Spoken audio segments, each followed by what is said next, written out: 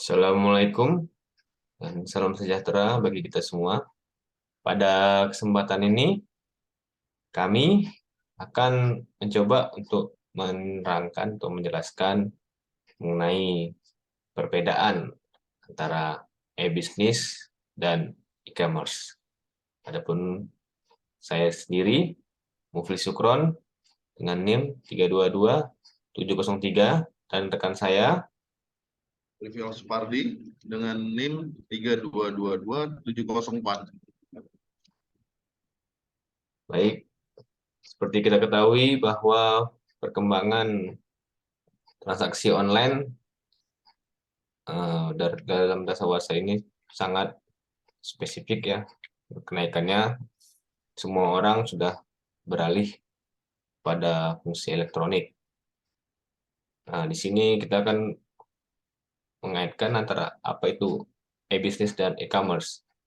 Karena depannya sama-sama ada kata E dalam artian elektronik. Apakah eh, ini sama atau berbeda? Ataupun satunya saling keterkaitan dengan salah satunya lagi.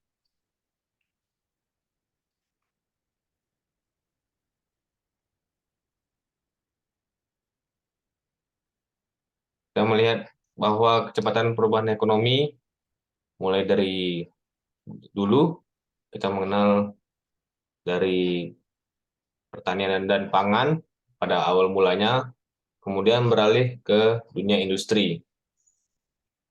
Dan dalam hal ini mungkin kita mengetahui adanya revolusi industri. Terus selanjutnya perubahan menjadi digital ekonomi.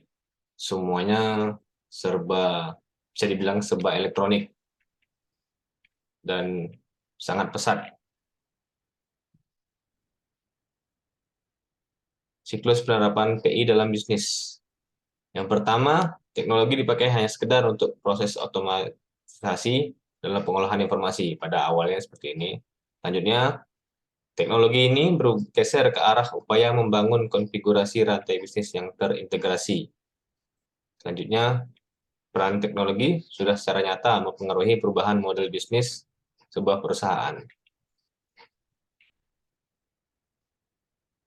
Yang pertama, kita akan menjelaskan gambaran umum e-bisnis dan e-commerce. Kita jelaskan dulu mengenai perdagangan elektronik atau e-commerce, ESI. Di sini ialah proses pembelian, penjualan, transfer atau pertukaran produk, jasa atau informasi melalui jaringan komputer, termasuk internet. Transaksi yang dilakukan dalam e-commerce pada dasarnya ialah melibatkan pengalihan atau transfer jumlah dana maupun penyerah terimaan, handing over, kepemilikan serta hak atas produk atau jasa. Sedangkan e-bisnis, definisi ini lebih luas daripada e-commerce, meliputi pembelian dan penjualan barang serta jasa, dan juga pelayanan pelanggan, kolaborasi dengan mitra bisnis, pelaksanaan e-learning, dan pelaksanaan transaksi elektronik dalam perusahaan, pemerintahan, ataupun dalam sektor lainnya seperti pendidikan. Dalam artian kata bahwa e-commerce merupakan bagian dari e-bisnis. Ini di gambar sebelah kiri merupakan rantai dari e-bisnis, sedangkan di kanan contoh dari e-commerce. Adapun e-bisnis cara baru dan inovatif untuk menggunakan internet, komputer, teknologi komunikasi untuk berhubungan dengan pemasok dan melayani pelanggan secara lebih baik. Penjual dan pembeli tidak perlu bertatap muka, tetapi pelanggan di seluruh dunia bisa berkunjung ke toko tersebut baik siang ataupun malam dan berharap menerima perhatian secara pribadi dari pemilik toko atau dalam hal ini customer service-nya. Ini arsitektur dari e-bisnis bahwa semuanya saling keterkaitan untuk diciptakan e-bisnis itu sendiri. Pada mulanya misalnya kita contoh dari employee, di sini keterkaitan dengan pengelolaan, ada administrasi kontrol, tentang manajemen kepegawaian, dan perekrutan. Terus kemudian kita melihat di atas tentang supply dan order. Dalam hal ini supply chain management. Lanjutnya di stakeholder, ini terkait dengan keputusan dari pihak manajemen. Di sini ada mengenai keuangan, accounting, dan auditing itu sendiri. Lanjutnya di bawah tentang selling chain management, tentang penjualan berkaitan dengan customer dan reseller. Mulai dari supply chain management, di sini ada logistik, production, dan distribusi, keterkaitannya pada employee. Di sini ada decision support application dan enterprise application integration. Selanjutnya turun lagi ke bawah ke CRM, ada marketing, sales, dan customer service. Di sini e-business application ada beberapa. Yang pertama, mungkin kita sudah mengenal dengan istilah ERP, Enterprise Resource Planning. Sistem informasi pendukung e-bisnis yang menyediakan berbagai macam kebutuhan perusahaan seperti supply chain, CRM, marketing, warehouse, shipping, dan payment, serta mampu melakukan otomatisasi proses bisnis. CRM keterkaitan dengan relationship management, kustomisasi real time yang memanajemenkan customer dan melakukan personalisasi produk dan servis berdasarkan keinginan customer.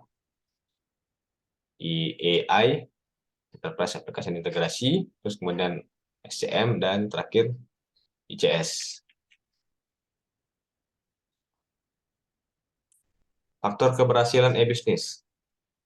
Kemampuan untuk menjamin bahwa e-bisnis itu memenuhi 3 karakteristik kunci yang dibutuhkan dalam transaksi bisnis apapun. Yang pertama, validitas, yaitu kedua pihak dalam transaksi harus dapat menyatakan bahwa keaslian identitas keduanya untuk memastikan bahwa transaksi tersebut valid dan sah. Selanjutnya, integritas. Kedua pihak yakin bahwa informasi yang dipertukarkan akurat dan tidak dapat diubah selama proses transaksi. Kemudian yang ketiga, privasi. Kerahasiaan transaksi bisnis dan informasi apapun yang dipertukarkan harus disimpan dengan baik.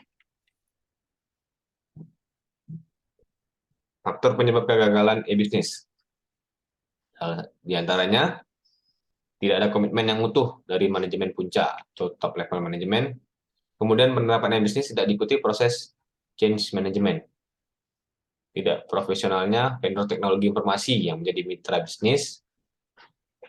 Selanjutnya, buruknya infrastruktur komunikasi atau IT-nya, tidak selarasnya strategi TI dengan strategi perusahaan. Adanya masalah keamanan dalam transaksi, terus kemudian kurangnya dukungan finansial, belum adanya peraturan yang mendukung dan melindungi pihak-pihak yang bertransaksi atau cyber law. Dan selanjutnya, menggunakan target jangka pendek sebagai pijakan investasi e-bisnis. E-bisnis dan strategi organisasi. Pengimplementasian e-bisnis bukan merupakan strategi dasar. Implementasi e-bisnis hanya berarti penggunaan TI secara efisien dan efektif dalam melaksanakan proses bisnis. Tingkat kesesuaian dan dukungan aktivitas e-bisnis akan bernilai strategis bila implementasi e-bisnis dapat membantu organisasi dalam melaksanakan dan mencapai strategi organisasi secara keseluruhan. Infrastruktur e-bisnis itu sendiri mulai dari LAN, selanjutnya ke WAN, PAN, terus kemudian internet, intranet, bisa juga pakai extranet yang menghubungkan antara dua perusahaan atau lebih dengan akses terbatas. Di dalam hal ini kita mengenal istilah EDI. Nah, selanjutnya mengenai apa itu e-commerce sendiri akan dijelaskan oleh rekan saya, Rivial. Baik, terima kasih. Saya akan menjelaskan tentang e-commerce. E-commerce secara proses bisnisnya seperti ini. E-commerce menuju ke seller product ke bank payment dan warehouse, terus shipping dan customer berhubungan langsung dengan e-commerce-nya. Jenis e-commerce ada beberapa. Pertama ada business to business, ada perusahaan procurement, terus ada business to consumer, retail, pelanggan yang bervariasi, consumer to consumer, lelang, auction, dan government. Government to government, government to business, dan government to customer. Consumer itu procurement. Jenis transaksi e-commerce ada business to business seperti manufaktur ke distributor, terus distributor ke retailer, dan ada bisnis to consumer, retailer ke customer. Terus ada juga business to business dari manufaktur ke retailer, dan business to consumer dari retailer ke customer. Terus kalau bisnis to customer dari manufaktur langsung ke customer-nya. Di sini nilainya berbeda untuk cost-nya. Dimana kalau menggunakan bisnis to consumer itu cost-nya lebih kecil. Dapat dilihat di sini perbedaannya kalau menggunakan bisnis to consumer atau bisnis to business dan bisnis to business dan bisnis to consumer.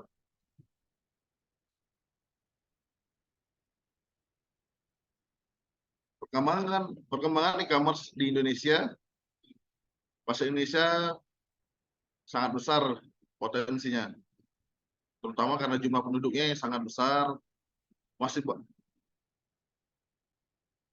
banyak yang belum terjangkau oleh internet. Jumlah pengguna internet masih sekitar 5 juta orang. Market belum saturasi, rentang fisik yang lebar merupakan potensi e-commerce.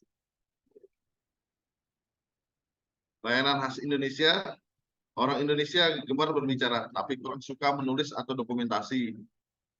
Contoh layanan khas Indonesia seperti wartel, warnet, SMS, berganti-ganti handphone, lifestyle, games, dan quiz.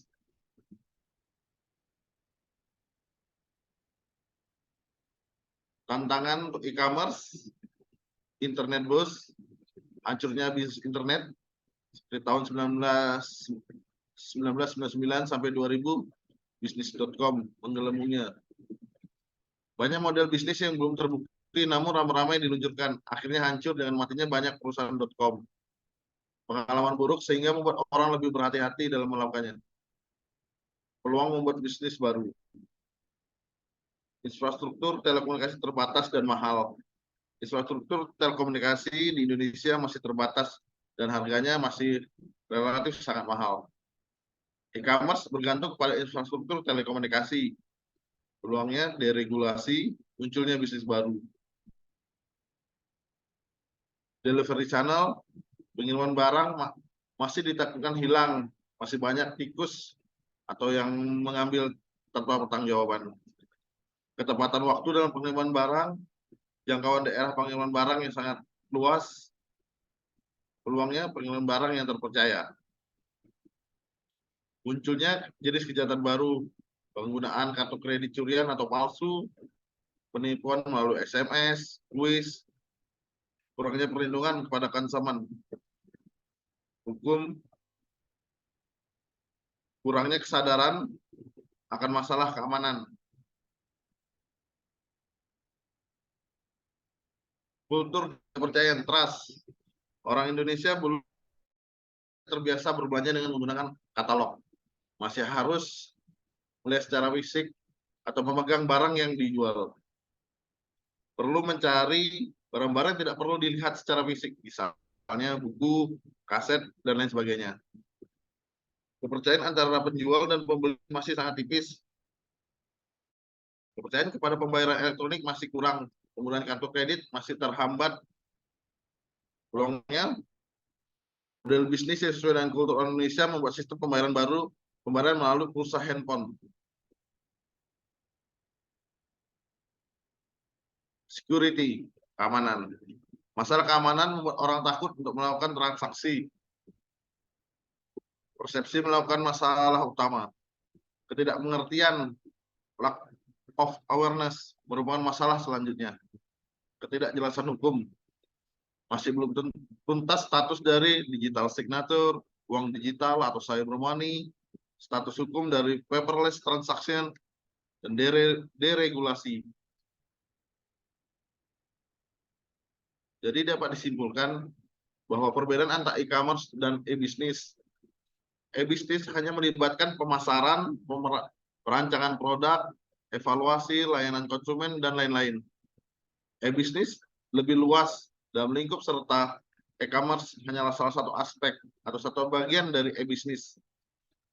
E-commerce hanya mencakup transaksi bisnis seperti pembelian dan penjualan barang serta jasa melalui internet. Sebenarnya e-commerce pada prinsipnya melibatkan perdagangan uang, sedangkan dalam e-business transaksi uang tidak terlalu diperlukan. Terima kasih.